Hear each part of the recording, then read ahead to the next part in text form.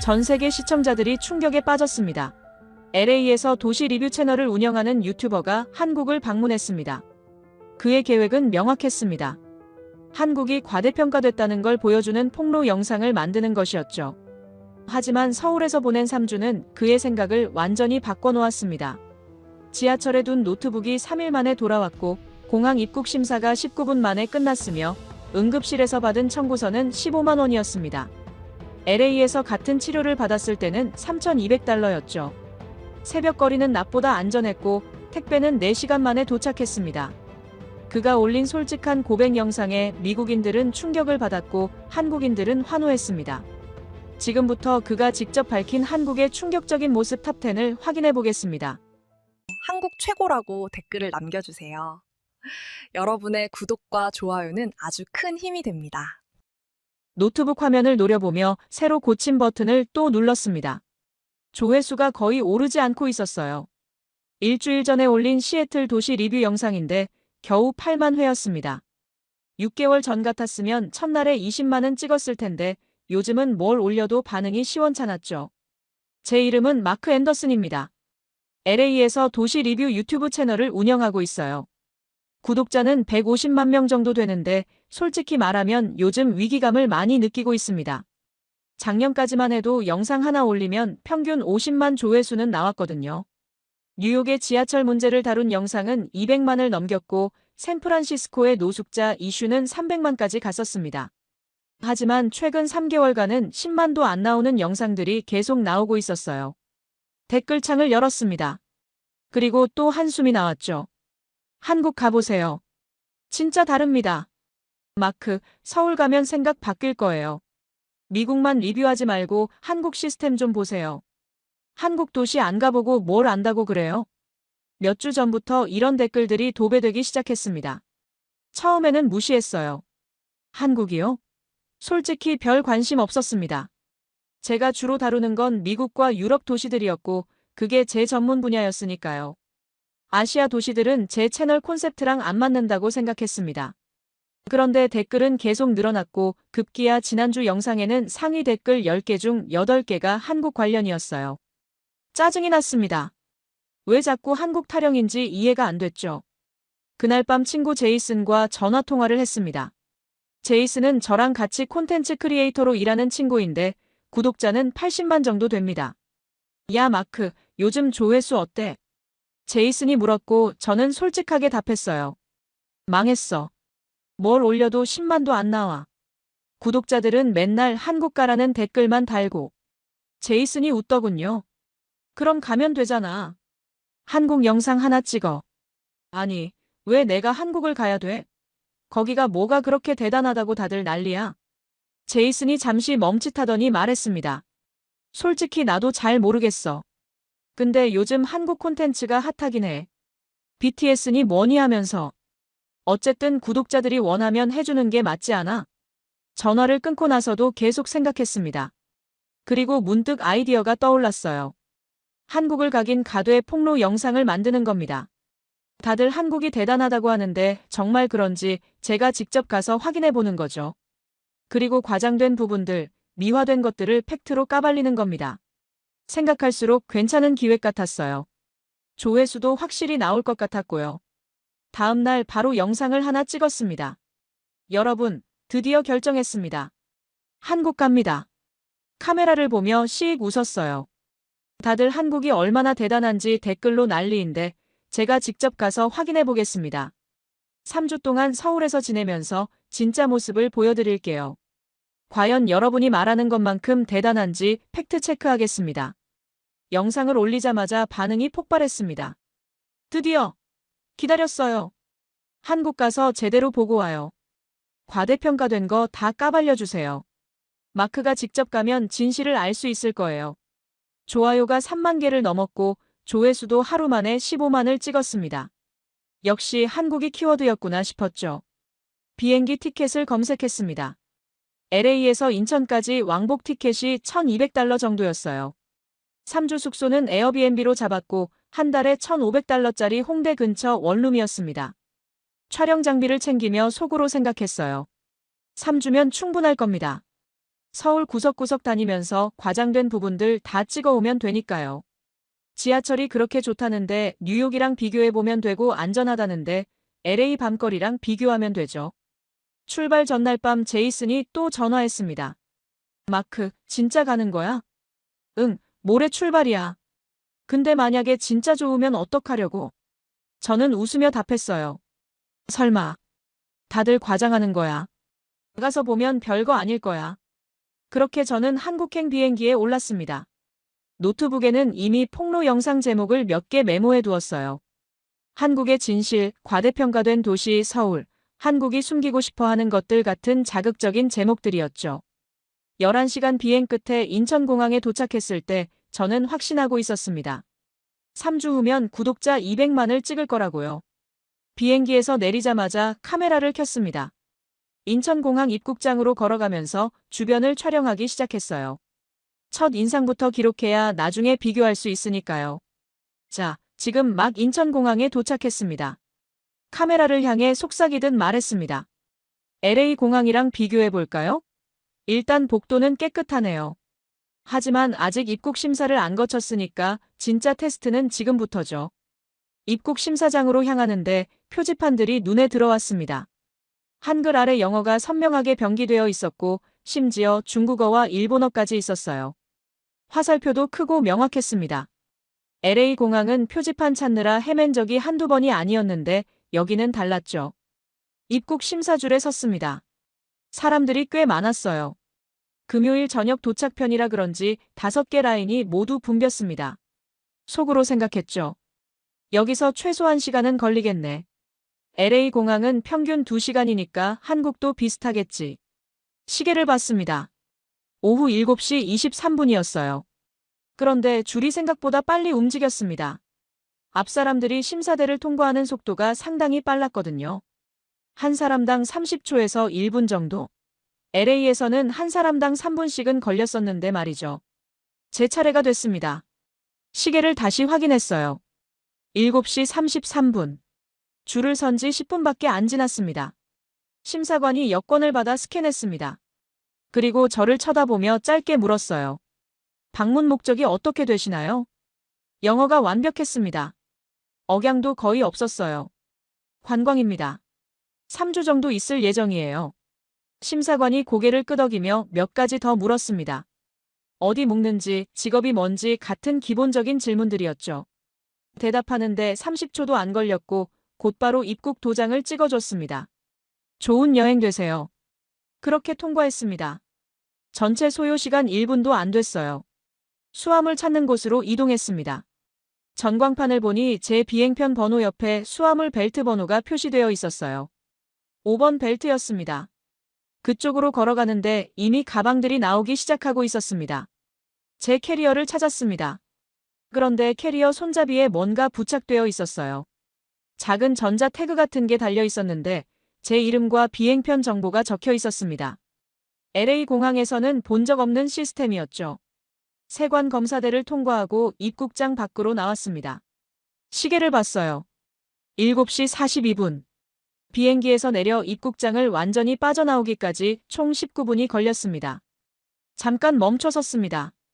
LA 공항에서는 최소 2시간은 기본이었거든요. 한 번은 3시간 반이 걸린 적도 있었어요. 그런데 19분이요? 카메라를 다시 켰습니다. 좋아요, 솔직히 말하겠습니다. 입국 절차는 빨랐어요. 하지만 이건 공항이니까 당연히 잘 되어 있는 거겠죠. 진짜 테스트는 도심에 가서부터입니다. 스스로를 합리화하고 있었습니다. 공항철도 표를 사러 갔습니다. 자동 발매기가 있었는데 화면에 영어 버튼이 선명하게 보였어요. 터치하자 모든 안내가 영어로 바뀌었습니다. 노선도도 영어로 나왔고 요금도 명확하게 표시됐죠. 서울역까지 9,000원이었습니다. 약 7달러 정도. 카드를 넣고 결제했어요. 티켓이 나왔고 개찰구를 통과했습니다. 플랫폼으로 내려가는 에스컬레이터를 탔습니다. 내려가면서 주변을 둘러봤는데 바닥이 정말 깨끗했어요. 쓰레기 하나 없었습니다. LA 지하철역은 항상 냄새가 나고 바닥에 뭔가 묻어있기 마련인데 여기는 달랐죠. 전광판을 봤습니다. 다음 열차까지 4분이라고 표시되어 있었어요. 그리고 정확히 4분 후 열차가 들어왔습니다. 문이 열리자 사람들이 먼저 내렸고 그 다음에 승객들이 탔습니다. 질서정연했어요. 좌석에 앉아 창밖을 봤습니다. 열차가 출발했고 속도가 상당히 빨랐습니다. 흔들림도 거의 없었어요. LA 지하철은 항상 덜컹거리는데 이건 부드럽게 미끄러지듯 달렸습니다. 43분 후 서울역에 도착했습니다.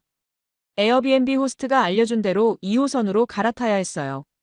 환승 표지판을 따라 걸었는데 길 찾기가 어렵지 않았습니다. 색깔로 구분되어 있었거든요. 초록색 2호선이라고 크게 써 있었고 화살표를 따라가기만 하면 됐습니다. 2호선 홍대 입구역에서 내렸습니다. 출구가 여러 개였는데 호스트가 9번 출구로 나오라고 했어요. 9번 출구를 찾았고 지상으로 올라왔습니다. 밤 9시가 조금 넘은 시각이었는데 거리가 환했습니다. 가로등도 밝았고 상점들도 대부분 불이 켜져 있었어요. 사람들도 많이 걸어다니고 있었습니다. 숙소까지는 도보 5분 거리였습니다. 호스트가 보내준 지도를 보며 걸어갔어요. 골목으로 들어서는데 편의점 불빛이 보였습니다. 세븐일레븐이었어요. 24시간이라고 써 있었습니다. 숙소 건물을 찾았습니다. 비밀번호를 누르고 들어가 엘리베이터를 탔어요. 5층 502호였습니다. 문을 열고 들어갔습니다. 작은 원룸이었지만 깨끗했어요. 침대, 책상, 작은 주방이 있었고 화장실도 딸려 있었습니다. 창문을 열자 홍대 거리가 내려다 보였습니다. 캐리어를 내려놓고 침대에 앉았습니다. 그리고 오늘 있었던 일들을 생각해봤어요. 입국 심사 19분, 깨끗한 공항, 정확한 열차 시간, 명확한 표지판, 환한 거리. 고개를 저었습니다. 이건 공항이랑 교통 시스템이니까 당연히 투자를 많이 했겠지. 진짜 일상은 다를 거야. 하지만 카메라 파일을 확인하며 찍어둔 장면들을 보는데 왠지 모를 불안감이 들었습니다. 예상했던 것과 다른 모습들이 이미 몇 개 포착되어 있었거든요. 다음 날 아침 늦게 일어났습니다. 시차 때문인지 머리가 무겁더군요. 씻고 나와 촬영 계획을 짰습니다. 오늘은 홍대 거리를 집중적으로 찍기로 했어요. 젊은이들 문화의 중심지라고 들었으니까요. 점심때쯤 밖으로 나갔습니다. 토요일 오후라 거리에 사람들이 많았어요. 카메라를 들고 이곳저곳 촬영하며 걸었습니다. 카페, 음식점, 옷가게들이 빼곡했죠. 한 카페가 눈에 들어왔습니다. 창가 자리가 넓어 보여서 들어갔어요. 아메리카노를 주문하고 구석 테이블에 앉았습니다. 노트북을 꺼내 오늘 찍은 영상들을 정리하기 시작했어요. 2시간쯤 작업했을 때 배가 고파졌습니다. 저녁을 먹으러 나가야겠다고 생각했죠. 노트북을 덮고 가방을 챙겼습니다. 카운터에 빈잔을 반납하고 밖으로 나왔어요. 근처 식당을 찾아 걸었습니다. 몇 블록 떨어진 곳에 삼겹살집이 있었고 들어가서 1인분을 주문했어요. 혼자 먹는 손님도 꽤 있었습니다. 고기를 구워 먹으며 내일 촬영 계획을 생각했죠. 식사를 마치고 나왔을 때는 저녁 8시쯤이었습니다. 숙소로 돌아가기로 했어요. 홍대 입구역으로 걸어가 2호선을 탔습니다. 합정 방향 열차였죠. 지하철 칸에 사람이 꽤 있었지만 자리는 있었습니다. 앉아서 휴대폰을 꺼내 오늘 찍은 사진들을 확인했어요. SNS에 올릴 만한 것들을 골라내고 있었습니다. 합정역에 도착했습니다. 제가 내릴 역이었어요. 문이 열리자 일어서서 내렸습니다. 다른 사람들과 함께 계단을 올라 개찰구를 나왔죠. 숙소까지 걸어가는데 주머니에서 휴대폰을 꺼내려다 문득 이상한 느낌이 들었습니다. 가방이 너무 가벼웠거든요. 어깨에 맨 백팩을 내려 열어봤어요. 카메라, 배터리, 충전기는 있었습니다. 그런데 노트북이 없었어요. 심장이 철렁했습니다. 가방을 다시 뒤졌지만 노트북은 어디에도 없었습니다. 주머니도 확인했지만 당연히 없었죠. 그제야 깨달았습니다. 카페 테이블에 그대로 두고 온 겁니다. 얼마나 지났는지 계산해봤어요. 카페를 나온 게 6시쯤이었고 지금 8시 20분이니까 2시간 반이 지났습니다. 지하철 타고 식사하고 다시 지하철 타는 동안 완전히 잊고 있었던 거죠. 맥북 프로였습니다. 작년에 산 최신 모델이었고 가격이 $2,500였어요. 거기다 지난 일주일간 촬영한 모든 파일이 들어있었습니다. 백업은 안 해뒀죠. LA였으면 100% 없어졌을 겁니다. 테이블에 노트북을 30분만 두고 가도 사라지는 게 LA거든요. 친구 하나는 화장실 다녀온 5분 사이에 아이패드를 도난당했어요. 한국도 마찬가지겠지. 2시간 반이나 지났는데 누가 안 가져갔을 리 없어요. 그래도 혹시 몰라 카페로 다시 가봐야 했습니다. 만약에 직원이 발견해서 보관하고 있을 수도 있잖아요. 희박한 가능성이지만 확인은 해야 했죠. 다시 지하철역으로 뛰어갔습니다. 개찰구를 통과하고 플랫폼으로 내려갔어요. 홍대 입구 방향 열차를 기다렸습니다. 3분이라고 표시되어 있었는데 그 시간이 한없이 길게 느껴졌죠. 열차가 도착했고 올라탔습니다. 한 정거장이었지만 참을 수 없이 답답했어요. 손에 땀이 났고 다리를 계속 떨고 있었습니다. 홍대 입구역에서 내려 9번 출구로 뛰어 올라갔습니다. 카페까지 빠르게 걸었어요. 아까 앉았던 테이블을 봤습니다. 다른 손님이 앉아 있었습니다.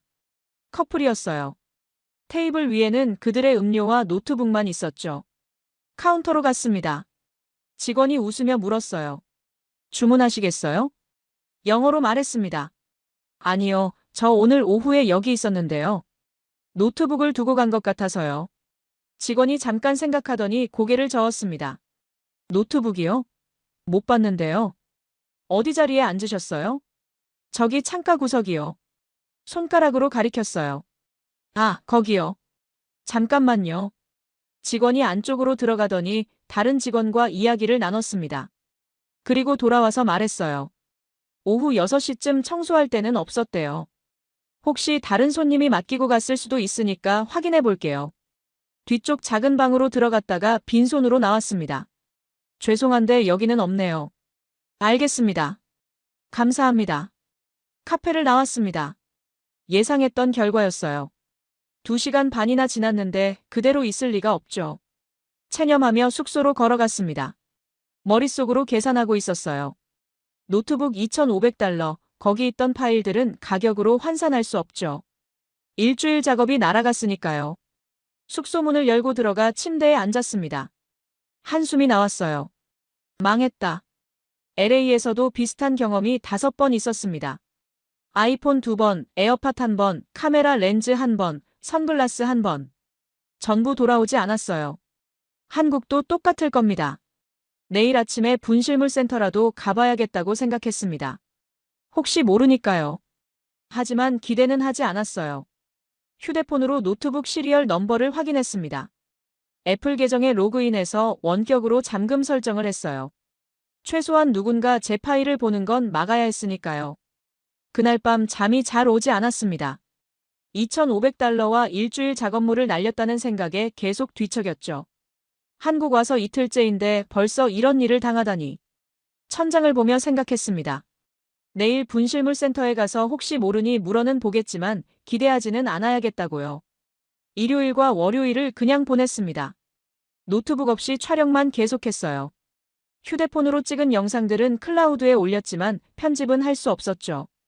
새 노트북을 사야 하나 고민했지만 한국에서 사면 비쌀 것 같아서 미뤘습니다. 화요일 아침에 분실물 센터를 검색했습니다. 서울시 지하철 통합분실물센터가 을지로에 있다고 나왔어요. 기대는 안 했지만 그래도 가보기로 했습니다.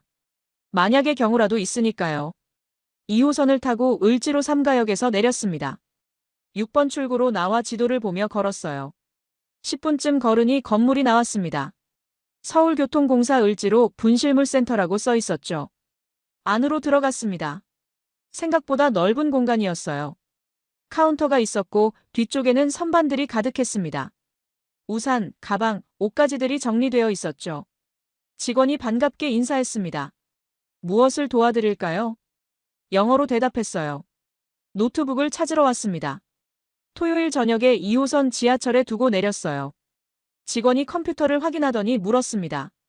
언제 어느 역에서 분실하셨나요? 토요일 저녁 8시쯤이요. 홍대 입구역에서 합정역 구간이었습니다. 노트북 브랜드와 색상은요? 애플 맥북 프로요. 스페이스 그레이 색상이고 14인치입니다. 직원이 키보드를 두드렸습니다. 화면을 보며 뭔가 확인하고 있었어요. 저는 별 기대 없이 서 있었습니다. 어차피 없다고 할 거라고 생각했죠. 그런데 직원의 표정이 밝아졌습니다. 있네요. 잠시만 기다려주세요. 뭐라고요? 깜짝 놀라 되물었습니다. 토요일 밤 9시에 접수된 맥북 프로가 있어요. 2호선 청소 담당자가 발견해서 맡겨주셨네요. 직원이 뒤쪽 방으로 들어갔습니다. 저는 그 자리에 멍하니 서 있었어요. 정말 있다고요? 믿을 수가 없었습니다. 잠시 후 직원이 노트북을 들고 나왔습니다. 제 맥북이 맞았어요. 스페이스 그레이 색상의 케이스까지 그대로였죠. 심지어 충전기와 마우스까지 함께 투명 비닐에 담겨 있었습니다. 이거 맞으시죠? 네, 맞습니다. 목소리가 떨렸습니다. 신분증 보여주시겠어요? 확인 절차예요. 여권을 꺼내 보여줬습니다. 직원이 확인하고 서류에 뭔가 적더니 노트북을 건네줬어요. 여기 있습니다. 확인해 보세요. 노트북을 받아들었습니다. 무게감이 느껴졌어요. 진짜였습니다. 케이스를 열어봤습니다. 화면에 지문 하나 없이 깨끗했고 충전기 선도 정리되어 있었어요. 어떻게 이게 가능하죠? 제가 물었습니다. 직원이 고개를 갸웃했어요. 뭐가요? 아니, 토요일 밤에 잃어버렸는데 지금 화요일이잖아요. 3일이나 지났는데 그대로 있다는 게요. 직원이 웃으며 말했습니다. 당연한 일인데요. 저희가 맡은 물건은 다 보관하고 있어요. 주인이 찾아올 때까지요. 그냥 당연하다는 표정이었습니다. 특별한 일도 아니라는 듯이요. 미국에서는 상상도 못할 일이에요. 테이블에 30분만 놔둬도 없어지는데 지하철에 놔두고 3일 후에 찾는다는 건요. 직원이 부드럽게 웃었습니다. 여기는 한국이에요. 대부분 돌려받으실 수 있어요. 감사합니다. 정말 감사합니다. 계속 고맙다고 말했습니다. 직원이 손을 흔들며 천만에요라고 했어요. 분실물센터를 나와 건물 앞 벤치에 앉았습니다. 노트북을 무릎에 올려놓고 한동안 바라만 봤어요. 2,500달러짜리 맥북 프로가 3일 만에 그대로 돌아왔습니다. LA에서는 5번 물건을 잃어버렸고 단 한 번도 돌아온 적이 없었습니다. 아이폰은 30분 만에 사라졌고 에어팟은 의자에 놔둔 지 10분 만에 없어졌어요. 카페 테이블에 둔 선글라스도 화장실 다녀온 사이에 증발했죠. 그런데 서울에서는 지하철 좌석에 노트북을 두고 내렸는데 청소 직원이 발견해서 보관하고 주인에게 돌려줍니다. 충전기와 마우스까지 함께요. 가방에서 카메라를 꺼냈습니다. 켜서 제 얼굴을 향했어요. 녹화 버튼을 눌렀습니다. 여러분, 솔직히 말하겠습니다. 카메라를 똑바로 봤습니다. 토요일에 노트북을 지하철에 두고 내렸어요. 2,500달러짜리 맥북 프로였죠. LA였으면 100% 없어졌을 겁니다. 근데 지금 3일 후에 분실물 센터에서 찾았습니다. 충전기랑 마우스까지 전부 그대로요. 잠시 멈췄다가 계속했습니다. 이건 인정합니다. 정말로요. 미국에서는 절대 일어날 수 없는 일이에요. 녹화를 멈췄습니다. 노트북을 가방에 넣고 일어섰습니다. 지하철역으로 걸어가면서 계속 생각했어요. 한국에 온 지 나흘째인데 이미 예상이 어긋나기 시작했습니다. 폭로 영상을 만들려고 왔는데 오히려 인정해야 할 것들이 생기고 있었죠. 금요일 밤이었습니다. 클럽 촬영을 위해 강남으로 갔어요. 한국의 나이트라이프를 담아야 도시의 전체 모습을 보여줄 수 있으니까요. 클럽 입구에 줄이 길게 늘어서 있었습니다. 젊은 사람들이 대부분이었어요. 20대 초중반으로 보였죠. 입장료를 내고 들어갔습니다. 안은 시끄럽고 어두웠어요. 음악 소리가 귀를 찢을 듯했고 사람들이 춤을 추고 있었습니다. 카메라를 꺼내 주변을 찍었습니다. LA 클럽과 크게 다르지 않았어요. 같은 EDM 음악이 흘렀고 바에서는 술을 팔았죠. 다만 사람들이 좀 더 절제되어 보였습니다. 취해서 비틀거리는 사람은 있었지만 싸우거나 소리 지르는 사람은 없었어요. 2시간 정도 촬영하고 나왔습니다. 시계를 보니 새벽 1시 40분이었어요. 배가 고파서 근처에 편의점을 찾았습니다. GS25가 보였습니다. 24시간 영업이라는 표시가 환하게 빛나고 있었어요. 안으로 들어갔습니다. 편의점 안은 밝았습니다. 형광등 불빛이 모든 선반을 비추고 있었죠. 삼각김밥 코너로 갔어요. 종류가 정말 많았습니다. 참치, 불고기, 김치, 치즈 등 10가지가 넘었죠. 2개를 골라 들고 음료 코너로 갔습니다. 그때 입구 쪽에서 웃음소리가 들렸어요. 고개를 돌려봤습니다. 여학생 3명이 들어오고 있었습니다. 교복을 입고 있었어요. 회색 치마에 흰색 블라우스였죠. 고등학생으로 보였습니다. 3명 모두 편의점 안으로 들어와 아이스크림 냉동고 앞에 섰어요. 새벽 2시에 고등학생들이 편의점에요? 놀라서 그 장면을 지켜봤습니다.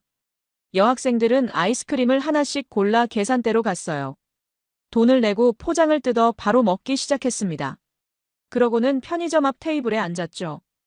혼자였습니다. 부모도 없었고 남자친구도 없었어요.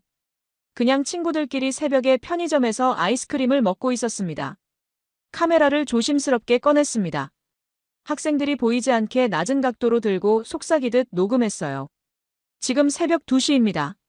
편의점 앞에 고등학생으로 보이는 여학생 3명이 혼자 앉아서 아이스크림 먹고 있어요. LA였으면 상상도 못할 장면입니다. LA에서 새벽 2시에 10대 여자애들이 혼자 돌아다니는 건 자살 행위나 마찬가지였습니다. 부모들은 절대 허락하지 않을 거예요. 납치, 강도, 성폭행 위험이 너무 크니까요. 그런데 여기서는 여학생들이 아무렇지 않게 편의점에서 아이스크림을 먹고 있었습니다. 불안해 보이지도 않았어요. 그냥 평범한 일상처럼 웃고 떠들고 있었죠. 계산을 하고 밖으로 나왔습니다. 지하철역으로 걸어가는데 거리에 사람들이 꽤 많았어요.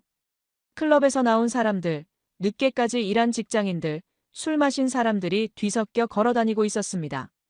그 중에 혼자 걷는 여성들이 눈에 띄었습니다. 하이힐을 신고 걷는 20대 여성, 운동복 차림의 30대 여성, 편의점 봉투를 든 40대 여성까지 다양했어요.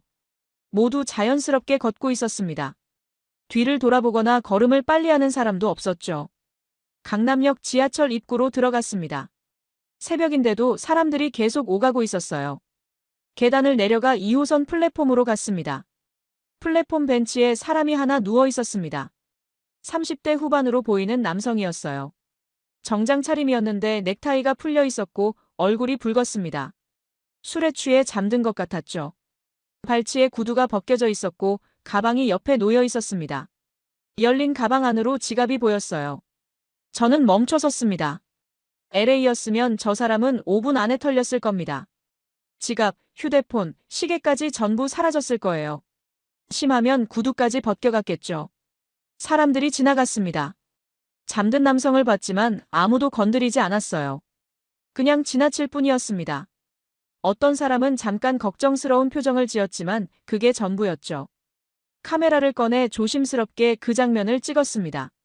남성의 얼굴이 나오지 않게 각도를 조절했어요.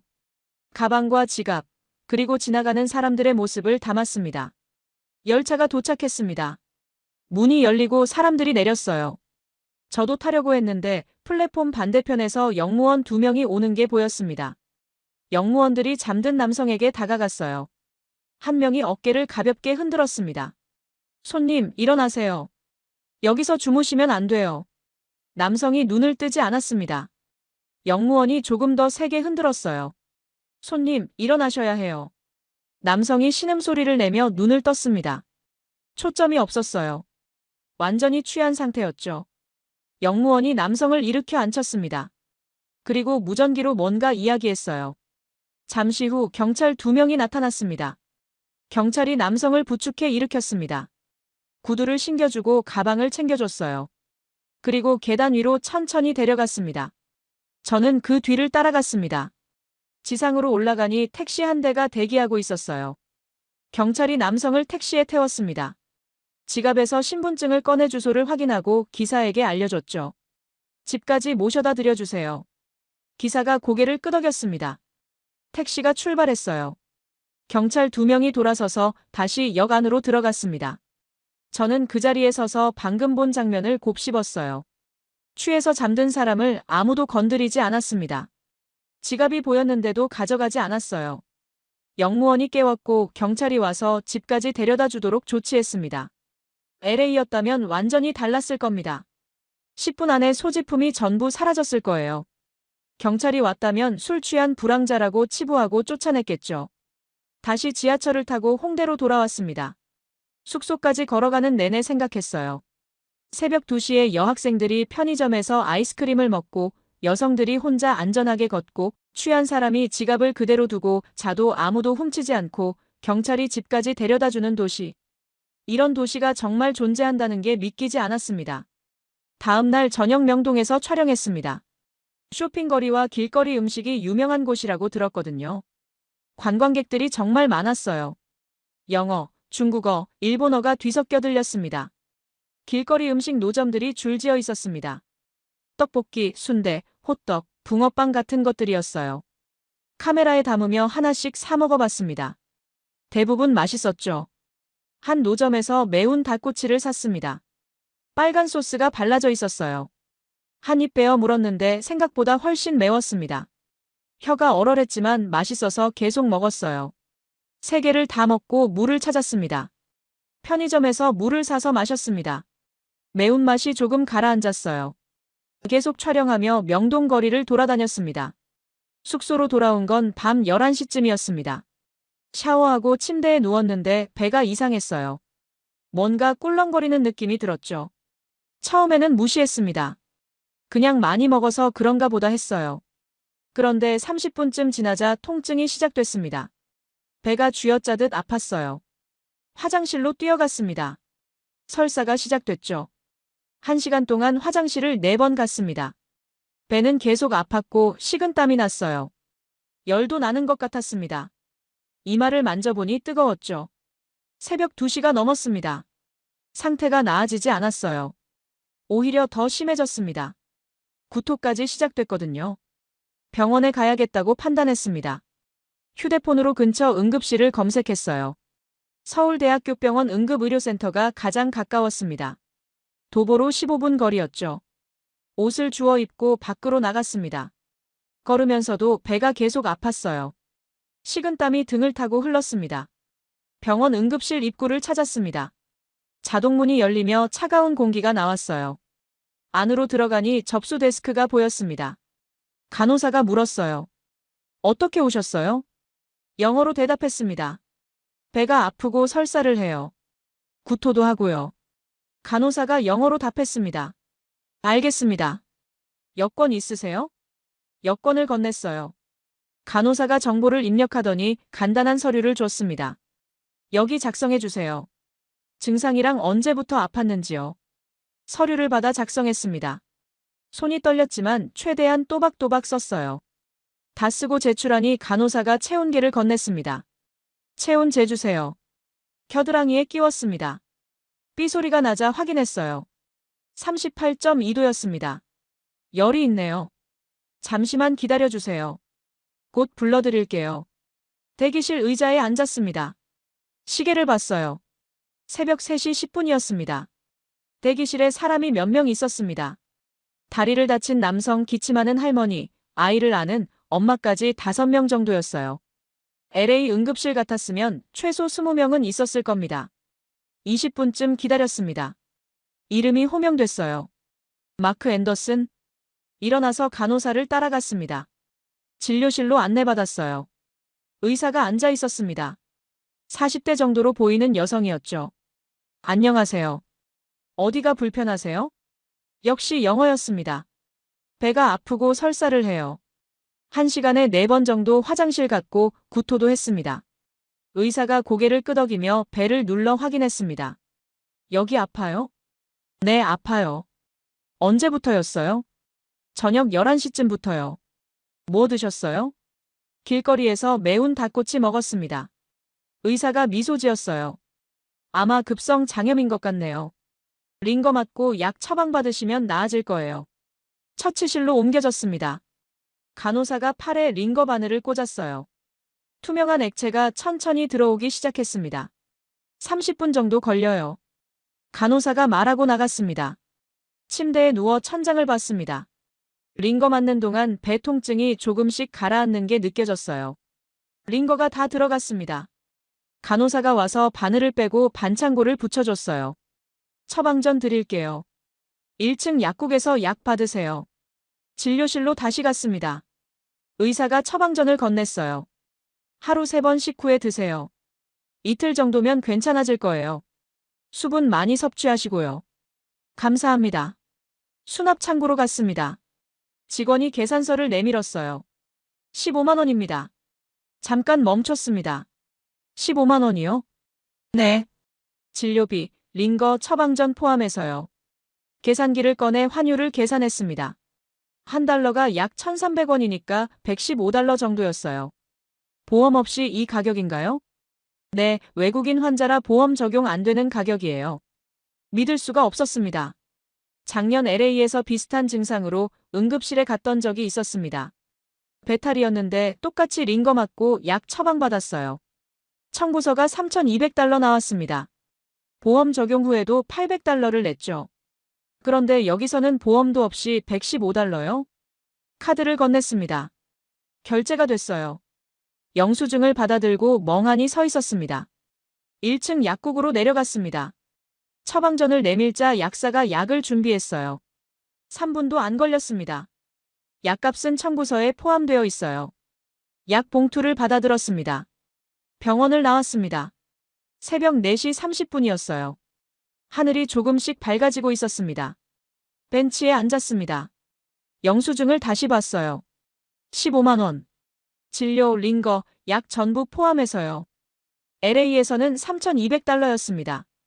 한국에서는 115달러였어요. 거의 30배 차이였습니다. 가방에서 카메라를 꺼냈습니다. 그런데 켜지 않았어요. 그냥 무릎 위에 올려두고 앉아 있었습니다. 한참을 그렇게 있었습니다. 해가 떠오르기 시작했고 거리에 사람들이 하나둘 나타났어요. 일어서서 숙소로 걸어갔습니다.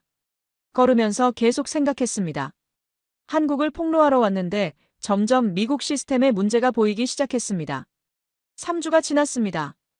귀국 비행기를 타기 이틀 전이었어요. 숙소에 앉아 노트북을 열고 그동안 찍은 영상들을 정리하기 시작했습니다. 폴더를 하나씩 열어봤습니다. 인천공항, 지하철, 홍대거리, 명동, 강남, 한강. 총 87개 파일이 있었어요. 재생 시간을 합치면 12시간이 넘었습니다. 첫 번째 파일을 재생했습니다.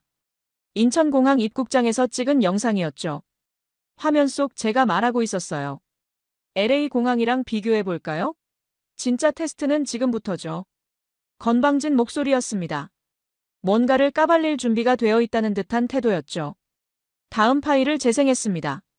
지하철 안 조용한 분위기를 담은 영상이었어요. 사람들이 속삭이듯 통화하고 자연스럽게 자리를 양보하는 장면들이 담겨 있었습니다. 그 다음은 분실물 센터에서 노트북을 돌려받은 날이었습니다. 화면 속 제가 말했어요. 이건 인정합니다. 정말로요. 강남역 새벽 풍경도 있었습니다. 편의점에서 아이스크림 먹는 여학생들, 혼자 걷는 여성들, 취해서 잠든 남성을 돕는 경찰까지 모두 담겨 있었죠. 병원 영수증 사진도 있었습니다. 15만 원. 그 옆에 LA 병원 청구서 사진을 나란히 놓았었어요. 달러 3,200. 계속 파일들을 확인했습니다. 깨끗한 공중 화장실, 정확한 버스 도착 시간, 24시간 편의점, 4시간 만에 도착한 택배, 지하철 안에서도 끊기지 않는 와이파이. 1시간 넘게 영상들을 보고 나니 머리가 복잡해졌습니다. 원래 계획은 명확했습니다. 한국에 과장된 부분들을 폭로하는 영상을 만드는 거였어요. 더러운 뒷골목, 불친절한 사람들, 비효율적인 시스템 같은 것들을 담아서 한국은 생각보다 별로다라는 메시지를 전하려고 했죠. 그런데 3주 동안 그런 장면을 하나도 못 찍었습니다. 물론 완벽한 건 아니었어요. 언어 장벽은 있었고 몇몇 식당 직원은 무뚝뚝했습니다. 지하철이 복잡한 시간대도 있었죠. 하지만 그게 전부였습니다. 치명적인 문제나 심각한 불편함은 없었어요. 대신 예상하지 못한 것들만 가득했습니다. 노트북이 돌아오고 새벽에도 안전하고 의료비가 저렴하고 모든 시스템이 효율적으로 작동하는 모습들이요. 폴더를 닫았습니다. 그리고 한참을 멍하니 앉아 있었어요. 폭로 영상을 만들 수 없었습니다. 폭로할 게 없었거든요. 그날 밤 잠이 오지 않았습니다. 천장을 보며 계속 생각했어요. 구독자들은 한국 폭로 영상을 기다리고 있습니다. 댓글에서 응원했던 사람들은 제가 한국의 문제점들을 드러낼 거라고 믿고 있었죠. 하지만 그럴 수 없었습니다. 거짓말을 할 수는 없었거든요. 다음 날 아침 결정했습니다. 솔직하게 말하기로요. 카메라를 삼각대에 설치했습니다. 의자에 앉아 화면을 확인했어요. 녹화 버튼을 눌렀습니다. 여러분, 안녕하세요. 마크입니다. 심호흡을 했습니다. 3주 전 한국에 왔습니다. 여러분이 댓글로 요청했고 저는 한국이 과대평가되었는지 확인하겠다고 약속했죠. 솔직히 말하면 폭로 영상을 만들려고 왔습니다. 한국이 생각만큼 대단하지 않다는 걸 보여주려고요. 잠시 멈췄습니다. 하지만 제가 틀렸습니다. 카메라를 똑바로 봤어요. 한국은 제가 예상했던 것과 완전히 달랐습니다. 지하철에 노트북을 두고 내렸는데 3일 후에 찾았어요. 새벽 2시에 여학생들이 혼자 편의점에서 아이스크림 먹고 있었고 아무도 위협하지 않았습니다. 응급실 진료비가 미국의 30분의 1이었어요. 택배가 4시간 만에 왔고 공중화장실이 호텔보다 깨끗했습니다. 목소리가 떨렸습니다. 저는 미국이 최고라고 믿었습니다. 하지만 한국에서 3주를 보내며 깨달았어요. 우리 시스템에 심각한 문제가 있다는 걸요. 안전, 효율성, 공공서비스, 의료 접근성 모든 면에서 한국이 앞서 있었습니다. 한숨을 쉬었습니다. 폭로 영상을 기대하신 분들께 죄송합니다. 하지만 저는 거짓말할 수 없어요. 제가 본 걸 솔직하게 말하는 게 제 일이니까요. 한국은 과대평가되지 않았습니다. 오히려 제대로 평가받지 못하고 있어요. 녹화를 멈췄습니다. 영상을 편집했습니다. 그동안 찍은 장면들을 넣었어요. 깨끗한 거리, 조용한 지하철, 분실물센터, 병원 영수증까지 모두 담았습니다. 제목을 정했습니다. 제가 한국에 대해 완전히 틀렸습니다. 설명란에 썼어요. 한국 폭로 영상을 만들려고 왔지만 오히려 미국 시스템의 문제를 깨달았습니다. 솔직한 고백입니다. 업로드 버튼을 눌렀습니다. 영상이 올라간 지 1시간 만에 댓글이 쏟아지기 시작했습니다. 배신자네요. 한국한테 돈 받았어요? 실망입니다. 폭로 영상 기대했는데. 구독 취소합니다. 하지만 다른 댓글들도 있었어요. 솔직해서 좋아요. 진짜 유튜버네요. 인정할 건 인정하는 모습 멋있어요. 이래서 마크를 좋아합니다. 정직하니까. 조회수가 빠르게 올라갔습니다. 6시간 만에 10만을 넘었고 12시간 후에는 30만이었어요. 다음 날 아침 확인하니 80만을 찍었습니다. 구독자 숫자를 봤습니다. 140만이었어요. 10만이 빠졌습니다. 예상했던 일이었죠. 그런데 오후에 다시 확인하니 165만이었습니다. 25만이 새로 구독했어요.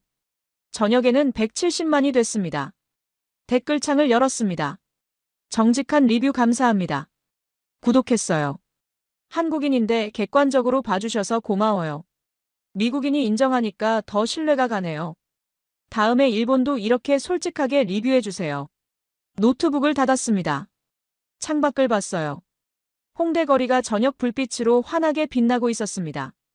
폭로 영상으로 조회수를 올리려던 계획은 실패했습니다.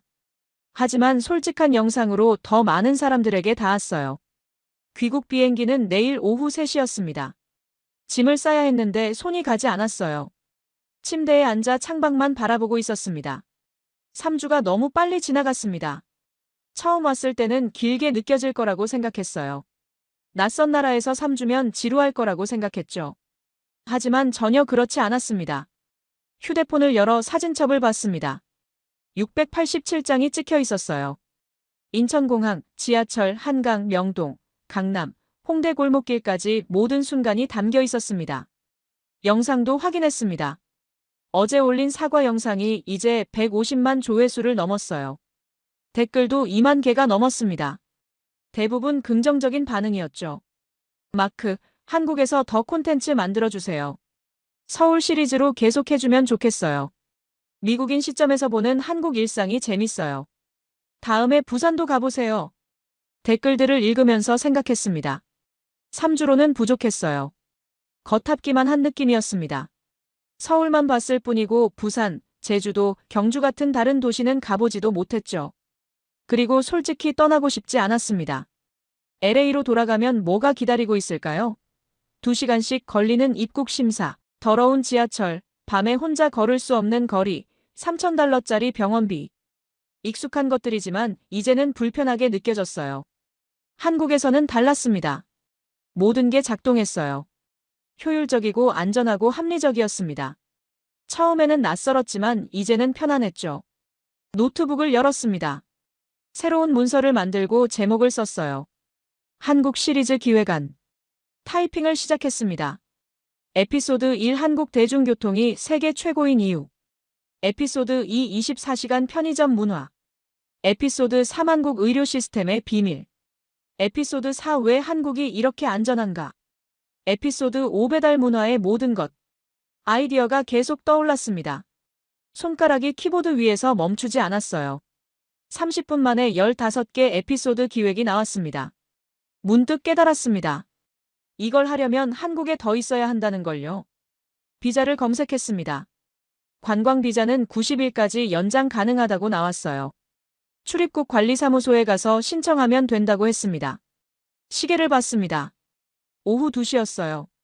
출입국 관리사무소 업무 시간을 확인하니 6시까지였습니다. 지금 가면 될 것 같았죠. 가방을 들고 밖으로 나갔습니다. 지하철을 타고 서울 출입국 외국인청으로 갔어요. 건물 안으로 들어가니 번호표를 뽑는 기계가 있었습니다. 번호표를 뽑고 대기했습니다. 20분쯤 기다리니 제 번호가 호출됐어요. 창구로 갔습니다. 직원이 물었습니다. 어떻게 오셨어요? 비자 연장 신청하러 왔습니다. 여권 주세요. 여권을 건넸어요. 직원이 확인하더니 서류를 줬습니다. 이거 작성하시고 수수료 6만 원 내시면 돼요. 연장 사유는 뭐예요? 관광이요. 한국을 더 보고 싶어서요. 직원이 미소 지으며 고개를 끄덕였습니다. 알겠습니다. 작성하시면 다시 불러드릴게요. 서류를 작성했습니다. 이름, 여권번호, 체류 예정 기간을 적었어요. 다시 창구로 갔습니다. 서류를 제출하고 수수료를 냈어요. 직원이 여권에 도장을 찍었습니다. 3개월 연장됐어요. 즐거운 시간 보내세요. 여권을 받아들었습니다. 새로 찍힌 도장을 봤어요. 유효기간이 3달 늘어나 있었습니다. 감사합니다. 건물을 나왔습니다. 햇살이 따뜻했어요. 여권을 가방에 넣으며 미소가 지어졌습니다. LA 집을 생각했습니다. 월세 계약이 6개월 남아 있었어요. 친구 제이슨에게 전화했습니다. 제이슨, 나야. 마크, 내일 오는 거 맞지? 아니, 그게 계획이 바뀌었어. 뭐? 한국에 3개월 더 있기로 했어. 비자 연장했어. 잠시 침묵이 흘렀습니다. 진심이야? 왜? 여기서 할 게 많아. 새로운 시리즈 기획했고 찍을 게 산더미야. 그리고 솔직히 말하면 여기가 좋아. 제이슨이 웃었습니다. 알았어. 내 집은 어떡하고? 혹시 단기로 빌려 살 사람 없을까? 3개월 정도. 내가 알아볼게. 근데 마크, 너 진짜 변했구나. 나도 알아. 전화를 끊고 한강으로 갔습니다. 뚝섬 한강공원역에서 내려 강변을 걸었어요.